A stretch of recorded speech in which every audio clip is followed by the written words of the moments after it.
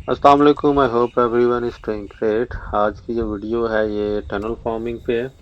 इस वक्त मैं एक फार्म पे हूँ जहाँ पे स्ट्रॉबेरीज और रेड बेरीज ब्लूबेरीज जो हैं वो टनल फार्मिंग के जरिए जो है वो ग्रो की जाती हैं।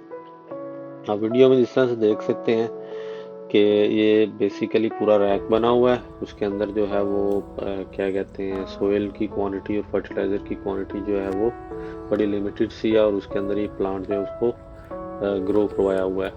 और साथ जो है वो पाइपिंग हुई हुई है पानी के लिए, और ऊपर वेदर प्रोटेक्शन के लिए जो है वो शीट लगाई हुई है। अब इस सारे वर्क का फ़ायदा क्या है? शुरू में सिर्फ ये वंस कह लो आप, जब आपने ये काम स्टार्ट करना तब ये एक इन्वेस्टमेंट है, या कह लेंगे लेबर वर्क है वो सारा, ऊपर शीट लगाना और ये सारे जो है रैक या स्टैंड जो है वो और पाइपिंग जो है। उसके बाद आपने जो भी प्लांट उसमें ग्रो करवाना है वो सिंपली जो है आपने सोइल की क्वांटिटी और फर्टिलाइज़र और उसका जो भी बीज वगैरह है वो आपने उसको जो है वो उसी तरह से अंदर रखना है। ये बेरीज हैं, बेरीज का थोड़ा सा डिफरेंट है, लेकिन है तो मिलता जुलता ही। सिर्फ डिफरेंस ये है कि इसमें जो है वो एक रोप के थ्रू जो है वो उसको प्लांट को उसके ऊपर ग्रो करवाया हुआ है।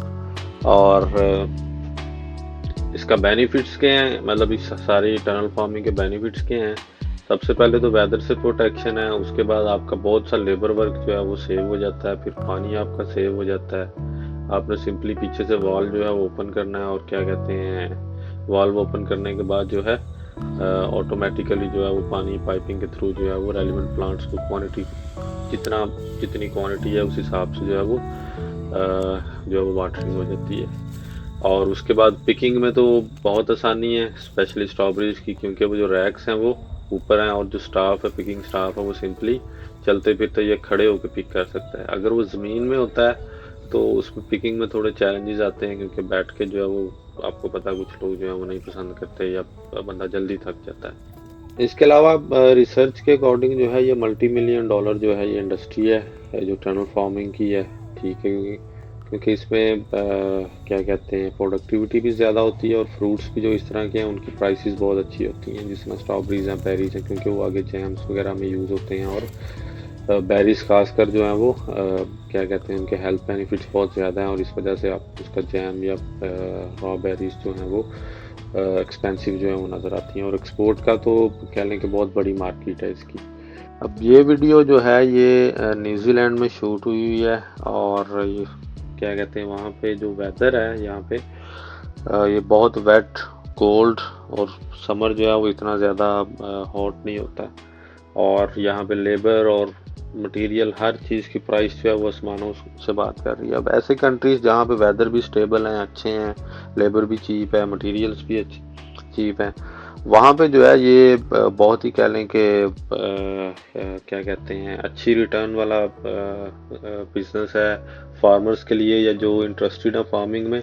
लेकिन अनफॉर्चुनेटली आपको पता है ज़्यादातर लोग जो हैं वो जैसे पाकिस्तान जैसे मुल्क में जो है वो फार्मिंग से जो है वो भाग रहे हैं।